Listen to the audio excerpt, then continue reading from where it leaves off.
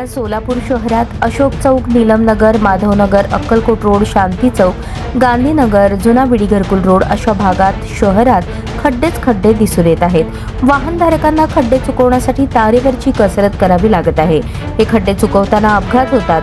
गुरुवार दिनांक 30 सप्टेंबर रोजी शांती चौक पाण्याच्या टाकीजवळ सिमेंट टँकर अशा प्रकारचे खड्डे चुकवताना टू व्हीलरवरून जाणाऱ्या वाहनधारकाला धडक झाल्याने यात एका महिलेचा जीव गेला.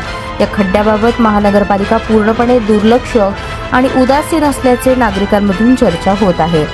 सध्या शहरातील खड्ड्यांची स्थिती पाहता असे दिसून येत आहे.